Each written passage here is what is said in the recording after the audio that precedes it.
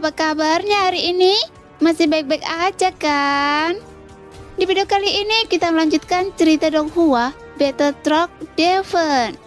Oke, nggak usah lama-lama lagi, kita langsung aja ke ceritanya. Di dalam klan binatang buas, di dalam gua raksasa di tengah pegunungan kuno, sumber cahaya di atas ikan iblis berperut raksasa menerangi sekeliling. Suyen dan yang lainnya masih berada di dalam perut kedua. Saat itu Suyen mengejar katak bermata raksasa dan melompat ke dalam air.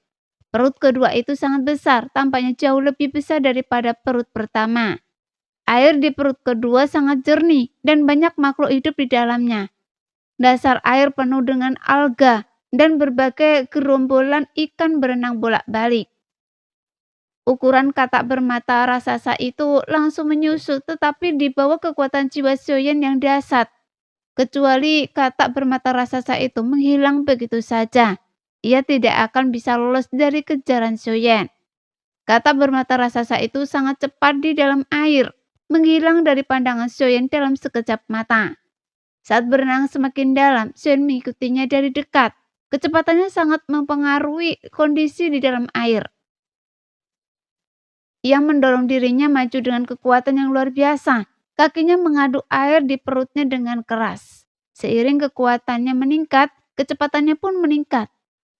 Meninggalkan jejak air yang panjang di belakangnya membuat ikan-ikan berhamburan ketakutan. Meskipun kecepatannya meningkat, semakin dalam ia menyelam, alga-alganya semakin lebat, menutupi sebagian besar penglihatannya. Meskipun ia memiliki kekuatan jiwa sebagai matanya, tanaman air tetap menghalangi kecepatannya. Saat itu katak bermata raksasa itu telah lenyap sepenuhnya. Sialan! Suyen merutkan kening dalam-dalam di dalam air, mengumpat dalam hati. Katak bermata raksasa itu terlalu cepat dan ia telah lolos dari jangkauan kekuatan jiwa Suyen. Yang terpenting, semakin dalam ia menyelam, semakin kecil area yang dapat dijangkau oleh kekuatan jiwanya. Tanaman air di sekitarnya semakin banyak, dan saat Suyen berenang di antara mereka, tanaman merambat mulai menjeratnya. Semakin erat hingga akhirnya menyeretnya ke bawah. Tangan dan kaki Suyen terikat erat oleh tanaman air. Anehnya tanaman-tanaman ini sangat kuat, sedikit saja tidak akan cukup untuk menahannya. Tetapi karena semakin banyak tanaman yang mengikatnya, Suyen terpaksa berhenti. Menunduk menatap tanaman-tanaman yang telah melilitnya. Ia mengumpat dalam hati.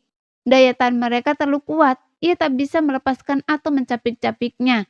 Ia bisa membakar mereka dengan api surgawi. Tetapi itu pasti akan merusak lingkungan dan berpotensi menimbulkan konsekuensi yang tak terduga. Setelah berpikir sejenak, Suyen memutuskan untuk tidak menggunakan api surgawi. Saat Suyen sedang khawatir, ia mendengar suara deras air di belakangnya. Terkejut, ia berbalik dan melihat seekor binatang ajaib seperti monyet dengan kaki panjang memanggilnya. Ternyata Yolin, yang tampaknya telah mengantisipasi kesulitan Suyen.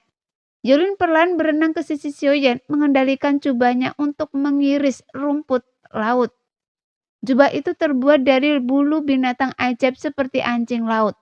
Teksturnya yang halus mencegah rumput laut tersangkut. Yolin menyerahkan satu set kepada Suyen dan mengenakan jubah itu. Suyen merasa jubah itu sangat berguna dan berenang maju, diikuti Yolin. Tiba-tiba Suyen berhenti, berbalik dan menatap Yolin mengirimkan pikirannya secara telepati.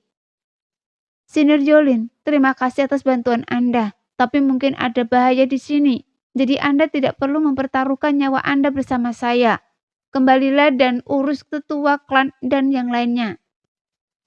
Suyen mengirimkan suaranya, tetapi Yolin tidak bisa menggunakan telepati. Ia ragu sejenak, lalu memberi isyarat kepada Suyen sebelum berbalik. Jadi Suyen merasa lega. Meskipun Yolin sangat pintar, ia tidak familiar dengan lingkungan bawah laut. Dan Yolin mungkin juga belum pernah ke sini sebelumnya. Tidak ada yang tahu bahaya apa yang ada di depannya. Lagi pula jika memang ada roh hantu di sini, dan roh hantu yang sangat cerdas sekalipun, Suyen tidak takut. Tetapi ia khawatir dia akan menggunakan Yolin untuk mengancamnya. Dan itu akan merepotkan. Suyen memperhatikan Yolin pergi sebelum berbalik untuk berenang lebih dalam ke air. Tempat itu luas dan Soyeon berputar-putar beberapa kali. Untungnya ia membawa pakaian berian Jolin, mencegah tanaman air bersangkut di tubuhnya. Namun Soyeon mencari cukup lama tanpa menemukan kata bermata raksasa. Ia mencoba mengembangkan kekuatan jiwanya, tetapi tekanan itu terlalu kuat. Soyeon tidak dapat sepenuhnya melepaskan kekuatan jiwanya. Meskipun masih lebih luas daripada yang dapat dilihatnya dengan mata kepalanya sendiri, Soyeon terus berkelana di bawah air. Tetapi ruang bawah air itu luar biasa luas. Ia berenang cukup lama tanpa menemukan seluruh area. Dan keterbatasan kekuatan jiwanya mencegahnya menemukan roh hantu. Tepat macam apa ini? Saya bahkan tidak bisa melepaskan kekuatan jiwa saya. Kapan saya akan menemukannya? Saya ingin tahu, apakah Mu'er dan yang lainnya sudah pulih? Saya sungguh mengkhawatirkan. Semakin lama Soyeon berada di dalam air, semakin ia merasa tertekan, dan kecemasannya pun semakin meningkat. Alih-alih berenang tanpa tujuan, Soyeon mengamati perubahan di sekitarnya dengan seksama. Ruang perut ini sudah sangat besar, bahkan lebih besar dari perut pertama. Seolah-olah dipersiapkan khusus untuk makhluk-makhluk ini. Apa manfaat makhluk-makhluk ini bagi ikan iblis perut raksasa? Kalau tidak, mustahil ia memiliki perut sebesar itu untuk membesarkan makhluk-makhluk yang tidak ada ini. Pasti ada misteri di balik ini. Itulah sebabnya ikan iblis perut raksasa melakukan hal sejauh itu. Soyeon melihat sekeliling. Ruang itu memang luar biasa besar. Hampir menempati sepertiga dari seluruh tubuh ikan iblis perut raksasa. Pasti ada gua rahasia yang tersembunyi di dalamnya. Roh hantu dan katak bermata raksasa itu pasti bersembunyi di dalamnya. Ruang rahasia ini juga cukup besar. Saya belum melihat satupun binatang ajaib seperti segel di sepanjang jalan. Jadi pasti ada yang salah di sini. Soyeon merenung dalam hati. Soyeon mencari di daerah sekitarnya, mencari di banyak tempat. Meskipun ia tidak mencari semuanya, ia setidaknya mencari di sebagian besar area. Tetapi ia bahkan tidak melihat jejak binatang ajaib seperti anjing laut. Soyeon berpikir bahwa ia telah membunuh mereka semua di pantai. Tetapi kemudian ia berpikir lagi bahwa mustahil tidak ada satupun yang lolos. Pasti ada tempat di bawah air yang belum ditemukan. Dan itu pasti cukup luas. Soyeon segera memastikan hal ini dalam benaknya. Soyeon berhenti berenang dan menenangkan diri. Hanyut mengikuti arus tanpa menggunakan kekuatan eksternal apapun. Secara logika, ini air yang stagnan. Seharusnya tidak ada arus. Bagaimana mungkin? Soyeon mendapati tubuhnya perlahan terdorong ke satu arah oleh arus lemah. Soyeon tidak bergerak, mencari-cari secara acak bukanlah solusi. Dia mungkin akan mengarah pada penemuan baru. Soyeon perlahan terdorong oleh arus ke tempat tanaman air yang perlahan menipis. Setelah menoleh, Soyeon menyadari bahwa ia baru saja berada di semak-semak tanaman air yang lebat dan dalam. Ia telah menghabiskan sebagian besar waktunya berkeliaran di semak-semak ini. Sekarang ia akhirnya berenang keluar dari semak berlukar, mengikuti arus yang tidak terlihat ini. Memperlihatkan tanah merah di bawahnya, yang tampak seperti daging ikan iblis perut raksasa. Setelah melirik tanaman air yang lebat seperti hutan di belakangnya, Soyeon perlahan memutar tubuhnya untuk melihat sekeliling. Terhanyut oleh arus, Soyeon memasuki area yang relatif kosong. Vegetasi di sekitarnya tampak berkurang drastis dan bahkan ikan-ikannya pun jauh lebih sedikit. Memperlihatkan permukaan bawah air. Saat Soyeon mengamati sekelilingnya, ia tiba-tiba berhenti. Matanya menyipit seolah-olah telah menemukan sesuatu. Baru saja saya merasakan secercah cahaya menyambar di depan mata saya. Gumam Soyeon dalam hati. Saat mengamati sekelilingnya, ia merasakan sesuatu yang terang menyengat matanya. Tetapi setelah mengamati lebih dekat, ia tidak menemukan apapun. Ada yang tidak beres, pasti ada yang menyambar barusan, kata Soyeon dengan yakin. Saat ini di kedalaman air jarak pandang sudah redup. Hanya beberapa berkas cahaya redup yang menembus permukaan hingga nyaris tidak menerangi dasar. Sebagian besar area bawah air cukup gelap. Jadi Xiaoyan yakin ada roh hantu.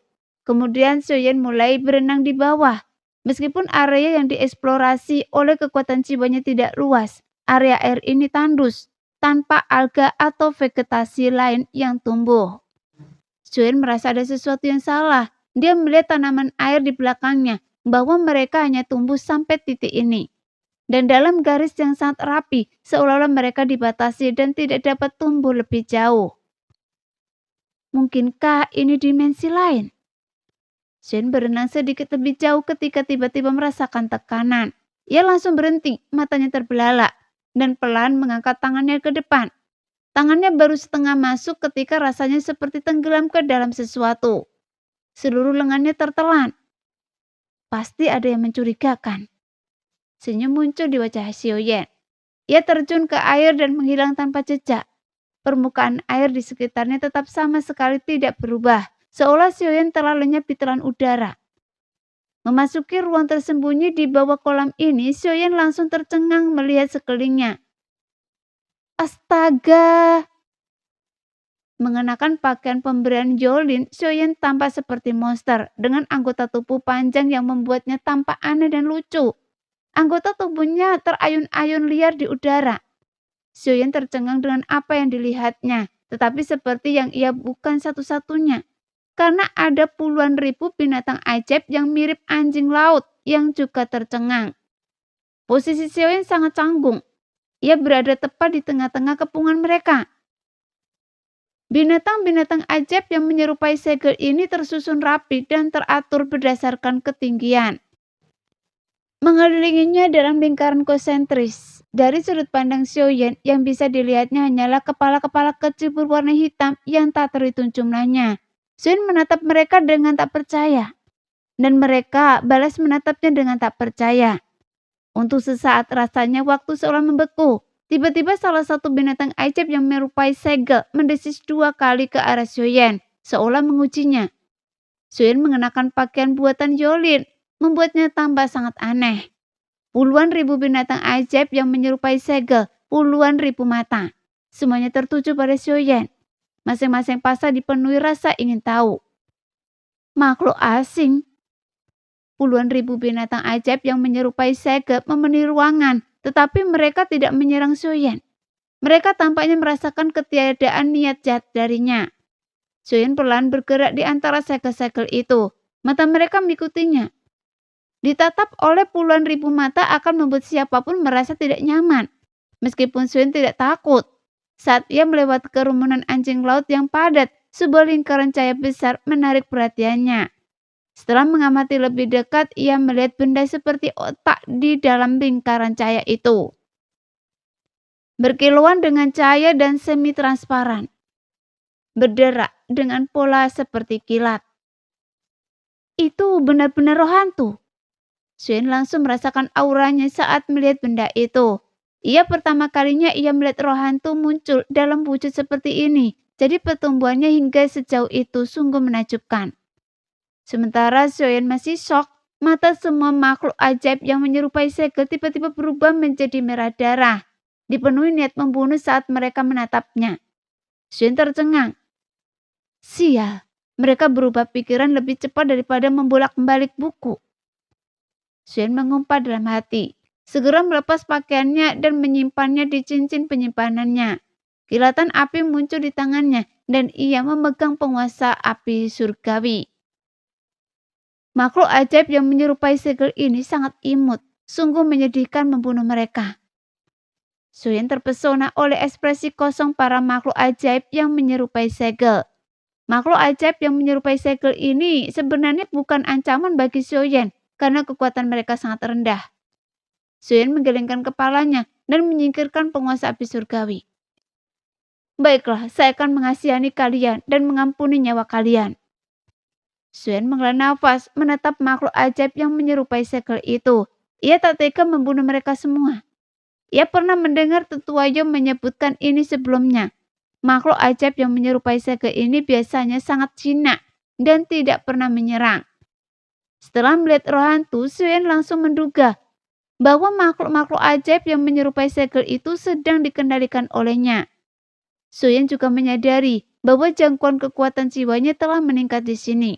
Mungkin karena ruang ini baru diciptakan dan kurang terbatas. Mata Suen menggelap dan kekuatan jiwanya langsung membentuk badai tak terlihat dari pusatnya. Tak ada suara, seluruh area itu sunyi senyap. Detik berikutnya semua makhluk ajaib yang menyerupai segel itu berbusa di mulutnya. Mata mereka berputar ke belakang dan puluhan ribu dari mereka pingsan secara bersamaan.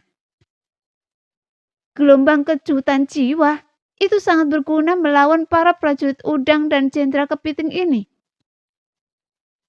Soyen menyaksikan puluhan ribu makhluk ajaib yang menyerupai segel itu tercengang, lalu terkekeh santai. Setelah berurusan dengan makhluk-makhluk ajaib yang menyerupai segel itu, tatapan Soyen beralih ke roh hantu. Ketika Soyen melihat roh hantu itu lagi, warnanya yang semula bening telah berubah menjadi biru pucat. Dan percikan petir di atasnya bahkan lebih banyak dari sebelumnya.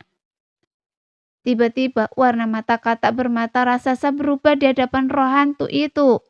Jelas bahwa Katak itu telah dikendalikan oleh roh hantu. Tubuh Katak bermata raksasa itu membesar, dengan cepat tumbuh menjadi wujud raksasa sekali lagi. Ia melotot marah ke arah Soyen seolah telah kehilangan kecerdasannya sepenuhnya dan langsung menerjangnya. Tubuh raksasa itu begitu mulai berlari, meremukkan banyak binatang ajaib seperti segel yang telah tertegun oleh dampak jiwa Soyen, sehingga Soyen tak berdaya melihatnya. Namun kartu truf roh hantu ini mungkin adalah Katak bermata raksasa ini. Lagi pula sumber daya di sini terbatas, dan bagi roh hantu ini mampu membudidayakan Katak bermata raksasa yang telah mencapai puncak bintang ke-6, sungguh luar biasa. Ia pasti telah memperoleh beberapa wawasan tentang kultivasi, atau mungkin bakat kultivasi Katak bermata raksasa itu memang tinggi. Dengan bimbingan roh hantu, ia telah berkultivasi hingga puncak bintang ke-6 tanpa bergantung pada sipil apapun. Kecerdasan seperti itu sungguh mengerikan. Kecerdasannya berada di level yang sama sekali berbeda dari apapun yang pernah dilihat Soyen sebelumnya. Makhluk spiritual seperti itu saja sudah sulit mengembangkan kecerdasan, dan bahkan lebih sulit lagi untuk mengembangkan kecerdasan setinggi itu. Namun semakin sulit makhluk spiritual ini dihadapi, semakin bersemangat Soyen. Lagi pula cepat atau lambat makhluk itu takkan bisa lolos. Saya penasaran berapa peringkat roh hantu ini. Jika saya menggunakannya untuk membentuk kembali tubuh Nan Erming, saya penasaran seberapa pintar Nan Erming nanti. Kali ini saya harus berhasil menangkap Anda. Maafkan saya, Katak kecil. Melihat Katak bermata raksasa itu menyerang dengan gegabah, Soyen bahkan tak repot-repot mengeluarkan penguasa api surgawi. Sebaliknya, ia melompat ke udara, mengubah telapak tangannya menjadi kepalan tangan dan menebas langsung ke arah Katak yang menyerang. Tepat saat Soyen menghadapi semuanya dengan tenang, Katak bermata raksasa itu tiba-tiba membuka mulutnya yang besar dan lidahnya yang besar dan tebal berlendir menyapu Soyen seperti cambuk. Jadi dia tidak akan mati. Lidah yang begitu panjang sungguh menjijikkan. Soyen langsung tersapu oleh lidah Katak bermata raksasa itu dan menempel padanya. Melihat ini, Katak bermata raksasa itu tiba-tiba melingkar, hendak menelan Soyen bulat-bulat. Soyen benar-benar tidak ingin menyakiti Katak bermata raksasa ini. Dia telah melihat sebelumnya bahwa Katak bermata raksasa ini sebenarnya tidak berniat membunuhnya, dan bahkan sekarang pun tidak memiliki niat membunuh terhadapnya. Perilaku ini kemungkinan besar merupakan ulah roh hantu di balik Katak bermata raksasa. Segera, tubuh Soyen berkobar dengan api surgawi, menyebabkan lidah Katak bermata raksasa itu mendesis. Sebagian besar lidah Katak itu terbakar hitam, dan ia berteriak kesakitan. Tiba-tiba melepaskan Soyen dan menarik kembali lidahnya. Penatua Zan, roh hantu ini sungguh luar biasa. Ia benar-benar bisa mengendalikan kesadaran makhluk-makhluk ini. Soyen merutkan kening. Jika roh hantu ini bisa mengendalikan Katak bermata raksasa, Mungkinkah ia juga bisa mengendalikannya? Ini seharusnya roh hantu kebijaksanaan kuno peringkat ke-16 yang mendapatkan namanya karena dapat mengendalikan kesadaran dan kecerdasannya tidak rendah. Penatua Zen di menara roh kekosongan Shinchan angkat bicara. Mendengar ini, Suen buru-buru menarik kembali kekuatan jiwanya yang tersebar untuk melindungi pikirannya. Takut roh kebijaksanaan kuno akan tiba-tiba menyerangnya. Sepertinya hari ini saya harus melangkai mayat Anda. Tapi jangan khawatir, saya akan membalaskan dendam Anda. Suen menatap kata bermata raksasa itu, menggelengkan kepalanya tak berdaya, menjentikkan tangannya dan menarik penguasa api surgawi ke dalam genggamannya. Ia kemudian menatap kata bermata raksasa itu. Ki pasang surut. Kata bermata raksasa itu mengucapkan kata-kata samar ini dari mulutnya yang besar. Kemudian uap air di sekitarnya meningkat, perlahan berkumpul menjadi tetesan-tetesan yang kemudian menyatu menjadi seekor naga air. Kata bermata raksasa itu mengarahkan jarinya ke arah Xiaoyan dan naga air itu meraung ke arahnya. Bagaimanapun Xiaoyan adalah seorang kultivator bintang 7 tahap akhir. Sementara kata bermata raksasa itu hanyalah puncak bintang 6. Bagi Xiaoyan, membunuhnya adalah hal yang mudah. Namun, karena tidak tahu trik apa yang dimiliki roh kebijaksanaan kuno, Xiaoyan tetap berhati-hati.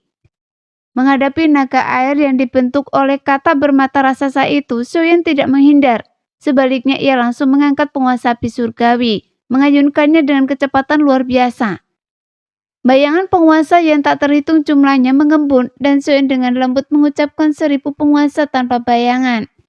Tapi Xiaoyan tidak menggunakan jurus fusi 1000 kaki karena ia merasa naga air yang meraung itu bukanlah ancaman yang berarti.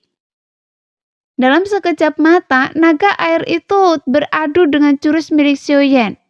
Naga air itu membeku seolah berada di ambang kehancuran. Xiaoyan tersenyum tipis, diam-diam senang dengan penilaiannya yang akurat.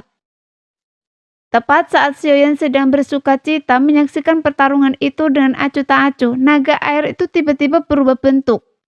Tumbuh hingga 100 kaki dan menelannya bulat-bulat. Karena tidak dapat terbang ke dalam, Xiaoyan langsung ditelan oleh kekuatan naga air itu. Seketika ia kehilangan arah.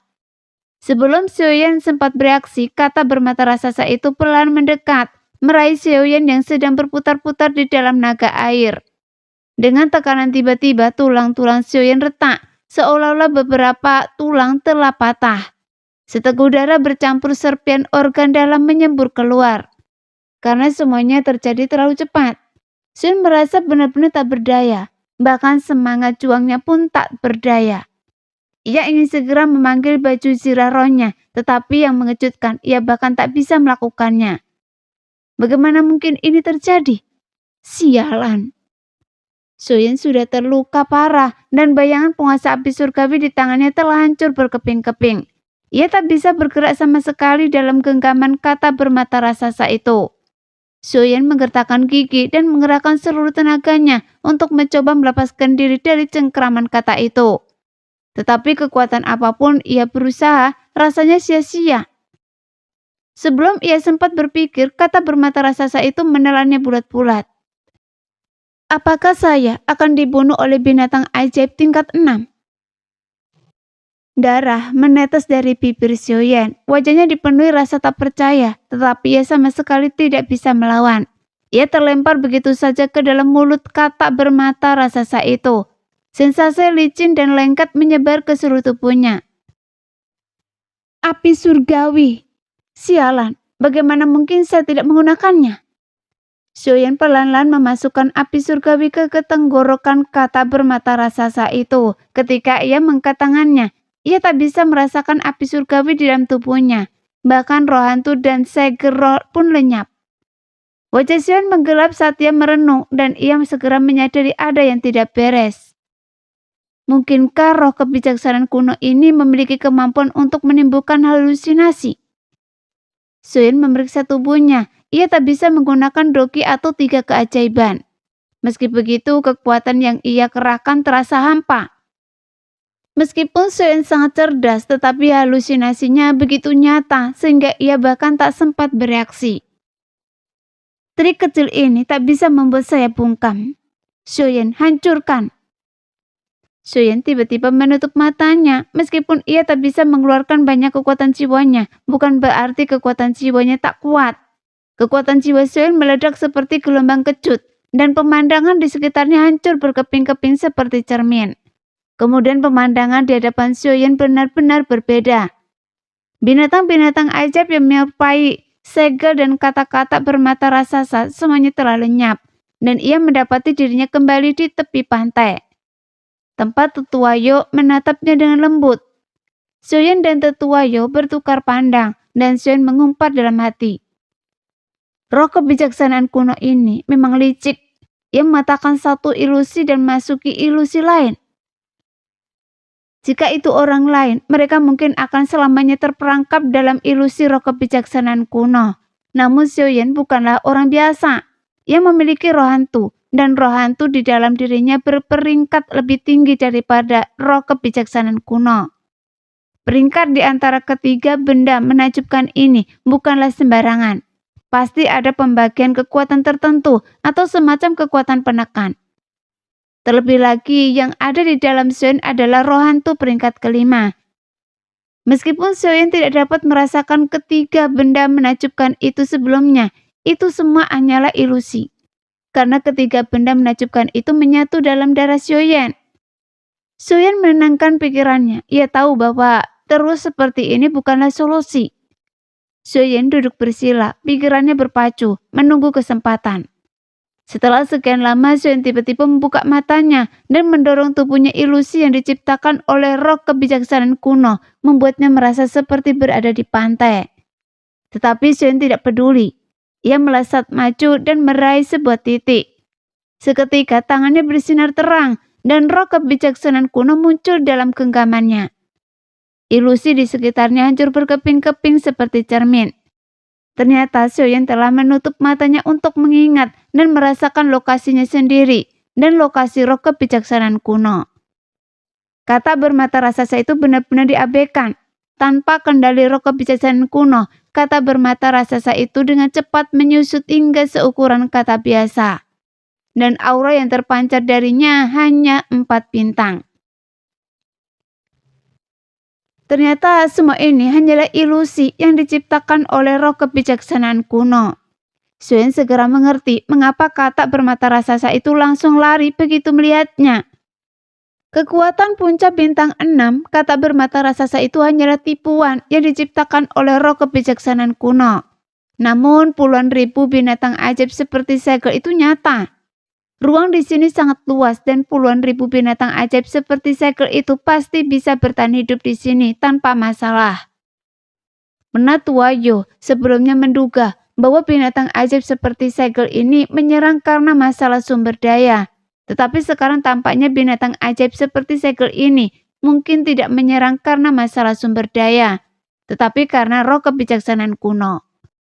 Untungnya, tidak ada makhluk ajaib yang kuat di dalam perut ikan iblis berperut raksasa itu. Kalau tidak, manusia-manusia kecil itu mungkin takkan mampu menahannya. Tapi, mengapa roh kebijaksanaan kuno bersusah payah menyerang saya? Mungkinkah saya memiliki sesuatu yang dibutuhkannya? Soyeon menggenggam roh kebijaksanaan kuno di tangannya, melepaskan energi roh hantu yang kuat di dalam dirinya. Sehingga roh kebijaksanaan kuno tak berani bergerak sedikit pun dalam genggaman Soyeon. Lupakan saja, saya tak seharusnya memikirkannya lagi. Saya harus segera kembali dan membantu Nan Erming membangun kembali tubuh fisiknya. Ini benar-benar soal waktu. Soyeon menatap roh kebijaksanaan kuno di tangannya, memikirkannya kembali. Semuanya terasa seperti mimpi. Ia tak tahu apakah itu keberuntungan Nan Erming atau keberuntungannya sendiri. Mereka tak hanya menemukan batu kehamilan ilahi, tetapi mereka juga menemukan roh hantu. Yang awalnya mereka pikir akan butuh waktu lama untuk menemukannya. Sekarang semua syarat untuk membangun kembali tubuh fisiknya telah terpenuhi, sangat meningkatkan peluang Nan Erming untuk bangkit kembali. Jika tidak ada hal tidak terduga yang terjadi, seharusnya tidak ada masalah. Tepat saat Xiaoyan hendak pergi, roh kebijaksanaan kuno tiba-tiba berbicara. Tunggu, Anda tidak bisa membawa saya pergi. Jika saya pergi, tempat ini akan runtuh, air akan mengering, dan semua makhluk hidup ini akan mati. Suara tiba-tiba dari roh kebijaksanaan kuno sangat mengejutkan Xiaoyan, karena ini adalah pertama kalinya ia bertemu dengan roh yang bisa berbicara. Kecerdasannya luar biasa tinggi. Setelah mendengar ini, Xiaoyan segera berbalik untuk melihat di mana roh kebijaksanaan kuno berada. Tanahnya adalah sebuah cakram, diukir dengan banyak karakter kuno. Cakram itu berputar pelan, tetapi setelah Xiaoyan meraih roh kebijaksanaan kuno dan mengeluarkannya dari cakram, putarannya mulai melambat, dan tak lama kemudian cakram itu akan berhenti berputar sama sekali. Ini merepotkan, pikir Xiaoyan dalam hati. Mendapatkan roh ini sangat penting, tetapi ia tidak menyangka bahwa itu akan menjadi sumber energi untuk ruang ini. Xiaoyan langsung berubah pikiran. Pantas saja, saya penasaran kenapa ada energi spiritual yang begitu padat di sini. Selain 3 keajaiban, mungkin tak ada orang lain di dunia ini yang mampu mempertahankan pasokan energi spiritual yang begitu kelanjutan. Saya perlu memikirkan caranya. Tanpa roh kebijaksanaan kuno, saya punya begitu banyak roh hantu di dalam diri saya. Saya penasaran, bisakah saya menciptakan gugus energi roh hantu? Pikiran ini tiba-tiba terlintas di benak Xiaoyan. Ia pernah melakukan ini sebelumnya di benua Doki ketika ia mengambil api hati jatuh. Meskipun tidak bisa dipertahankan selamanya, dengan roh-roh hantu yang kuat di dalam tubuh Xiaoyan, gugus energi yang ia ciptakan bisa bertahan setidaknya 100 tahun. Begitu pikiran itu terlintas di benaknya, Xiaoyan menelan roh kebijaksanaan kuno dan berjalan ke pusat cakram. Yang mengejutkannya, ia merasakan fluktuasi samar kekuatannya yang meningkat di dalam cakram. Terkejut, Xiaoyan segera duduk bersila dan memejamkan mata. Ini bukan Doki. Mungkin karena karakter-karakter kuno di cakram itu yang memancarkan perasaan yang sangat istimewa. Setelah Xiaoyan menutup matanya, karakter-karakter misterius dan kuno ini terus muncul di benaknya. Kekuatannya yang berada di tahap akhir di alam 7 bintang ternyata telah meningkat. Xiaoyan sangat gembira, menyadari bahwa ia semakin dekat dan dekat dengan alam 8 bintang. Domain baru. Setelah beberapa saat, Xiaoyan perlahan membuka matanya. Sebuah senyuman muncul di wajahnya. Ia dengan hati-hati merasakan Doki di dalam tubuhnya. Meskipun itu tidak banyak meningkatkan kekuatannya, itu lebih dari cukup baginya. Namun Xiaoyan mulai memperhatikan karakter-karakter kuno ini. Cakram ini sangat istimewa. Selain karakter-karakter kuno, ia juga memiliki banyak retakan. Jika dilihat dari atas, cakram ini bukanlah lingkaran sempurna, tetapi oval. Retakannya tampak seperti cangkang kura-kura. Xiaoyan mengamati sebentar, tetapi ia tidak mengenali karakter-karakter ini. Ia memandanginya untuk waktu yang lama tanpa memahaminya. Namun karena bisa meningkatkan kekuatan Xiaoyan, cakram cangkang kura-kura ini pastilah luar biasa. Tidak apa-apa, saya akan menghafalkannya. Mungkin akan berguna nanti. Xiaoyan berhenti merenung dan malah menanamkan pola-pola itu ke dalam pikirannya. Setelah menghafal huruf-huruf kuno pada cangkang kura-kura, Xiaoyan tidak menunda. Ia pelan mengangkat tangannya membentuk lingkaran di udara. Auranya memadat dan kekuatan roh hantu melonjak dari tubuhnya, menyatu di dalam antara kedua telapak tangannya. Sebuah bola energi dengan cepat mengembun di tengah telapak tangannya. Pada saat yang sama, ruang di sini mulai bergetar. Xiaoyan terkejut. Ruang itu setelah kehilangan dukungan dari roh kebijaksanaan kuno mulai runtuh. Xiaoyan segera meningkatkan kecepatannya. Energi roh hantu di telapak tangannya semakin membesar. Perlahan berubah menjadi bola berukuran puluhan kaki. Dipenuhi cahaya warna-warni. Berbagai warna saling bertautan, mewakili energi yang dihasilkan oleh berbagai roh hantu di dalam tubuh Xiaoyan. Saat ini, dahi Xiaoyan dipenuhi butiran keringat yang tebal. Kumpulkan, seru Xiaoyan pelan. Menekan bola energi roh hantu itu dengan kedua tangannya, langsung memadatkannya menjadi manik-manik seukuran pil. Manik-manik itu berwarna-warni, memancarkan fluktuasi energi yang kuat. Fiuh, ini seharusnya cukup untuk menopang energi spiritual di sini selama ratusan tahun. Lagi pula jumlah kekuatan hantu yang dibutuhkan untuk mempertahankan ruang ini tidak terlalu besar. Xiaoyan menghela nafas panjang, mencetikkan jari-jarinya, dan mutiara roh hantu melesat ke cakram tempurung kura-kura, melayang di tengahnya. Lingkaran yang sebelumnya runtuh tiba-tiba berhenti, dan energi spiritual yang kaya terpancar dari cakram itu. Xiaoyan tersenyum tipis melihat mahakaryanya. Selesai. Xiaoyan masih merasa sedikit bersalah. Lagi pula begitu banyak makhluk hidup yang tinggal di sini, terutama karena tempat ini milik klan binatang iblis. Dia telah meminjam batu kehamilan ilahi, dan sekarang dia diam-diam telah memperoleh roh hantu. Namun Xiaoyan tak punya pilihan selain membalas budi klan binatang iblis berkali-kali lipat jika ada kesempatan di masa depan. Xiaoyan mengenakan kembali pakaian pemberian Jolin, keluar dari tempat ia baru saja masuk, dan kembali ke air. Tak lama kemudian Xiaoyan kembali ke pantai. Bangkai-bangkai binatang iblis segel sebagian besar telah dibersihkan. Begitu ia muncul dari air, ia melihat Hundun Pume dan Hong Er. Keduanya menunggu dengan cemas di pantai. Ketika mereka melihat Xiaoyan muncul, mereka buru-buru maju dan menariknya. Saudara Xiaoyan, saya sangat khawatir. Bagaimana hasilnya? Apa Anda membunuh kata bermata raksasa itu? Tanya Hundun Pume cemas, sambil mondar-mandir di sekitar Xiaoyan untuk memastikan ia tidak terluka. Xiaoyan tersenyum dan melambaikan tangan kepada Hundun Pume. Jangan khawatir, saya baik-baik saja. Tapi saudara Pume, ada sesuatu yang saya khawatirkan, dan saya harus meminta maaf. Lupakan saja, nanti saya ceritakan. Menyelamatkan orang adalah prioritas utama saya, kata Xiaoyan. Setelah selesai berbicara, Hundun Pume tertegun, meminta maaf padanya. Tapi dia sudah merasakan kekuatan Xiaoyan sebelumnya. Ia hampir menghancurkan semua tanaman obat di pegunungan purba miliknya. Mendengar Xiaoyan mengatakan ini, Hundun Pume langsung berpikir bahwa Xiaoyan telah menyebabkan semacam kehancuran lagi. Tapi Xiaoyan sudah mulai berjalan menuju batu kehamilan ilahi, dan Hundun Pume segera mengikutinya. Langkahnya menjadi satu, dan Hong Er mengikutinya dari dekat.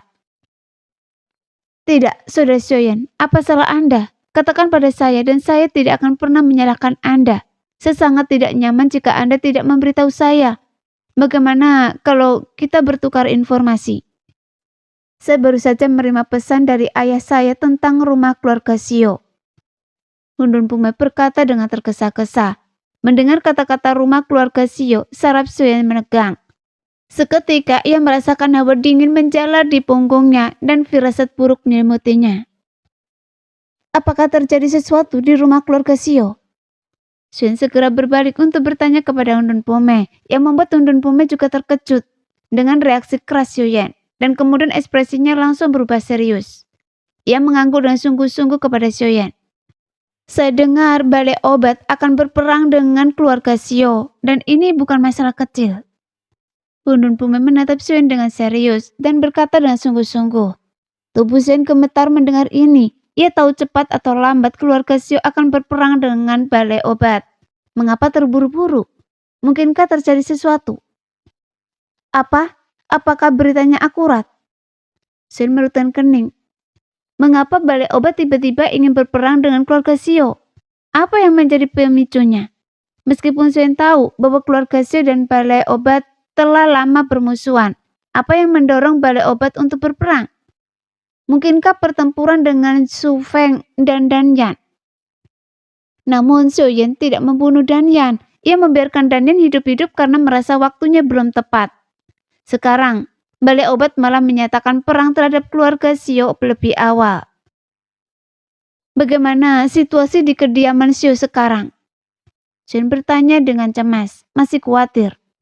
Meskipun King Horan ada di sana untuk mengawasi, ia tetaplah kepala kediaman Xiao, dan moral di dalamnya pasti sedang rendah. Saat Xiaoyan bertanya, ia mempercepat langkahnya, perlu bergegas dan membangun kembali tubuh Nan Erming. karena kediaman Sio sangat membutuhkan kepulangannya untuk memimpin. Hundun Pume segera menyusul Sioyen, sementara Hong Er berlari kecil di belakangnya. Namun Hong Er tetap diam, hanya memikirkan hidup atau mati Nan Erming. Ia tidak ikut membahas perang, hanya diam mengikutinya, berusaha tidak menimbulkan masalah bagi Sioyen dan Hundun Pume. Tidak terlalu optimis. Balai obat tampaknya merekrut di mana-mana, tetapi untungnya tidak ada satupun dari pasukan ini yang membuat pernyataan, dan balai obat tidak bertindak gegabah, kata Hundun Pume. Setelah selesai berbicara, Sioyen menjadi semakin cemas dan terdiam. Masalah ini bukan masalah kecil. Pengaruh balai obat di benua Dodi sangat besar, jadi Sioyen harus kembali ke kediaman Sioyen sesegera mungkin. Sudah Sioyen, kesalahan apa yang telah Anda perbuat? Katakan pada saya. Hundun Pume melihat Sioyen bergegas menuju batu kehamilan ilahi, seolah lupa menjawab pertanyaannya. Tapi Sioyen melambaikan tangannya ke arah Hundun Pume. Bukan apa-apa, saya mengambil roh hantu yang tersembunyi di klan binatang iblis Anda. Setelah itu, Sioyen segera berlari ke kaki batu kehamilan ilahi, meninggalkan Hundun Pume yang berdiri di sana dengan bingung. Saudari Hong Er, apa saya tidak salah dengar? Sioyen bilang dia mengambil roh hantu.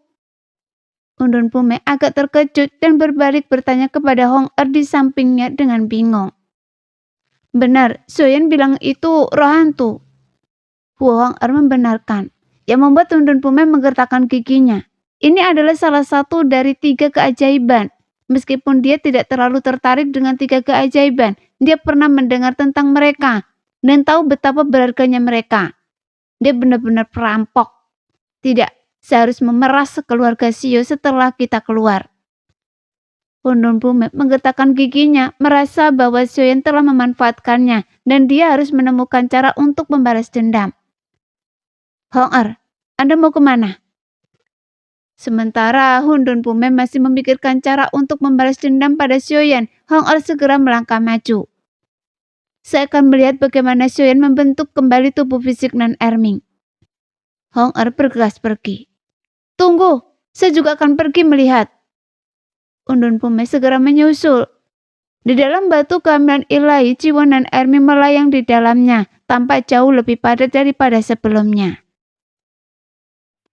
Sekian dulu cerita kali ini, kita lanjut lain hari ya guys ya. Bye-bye.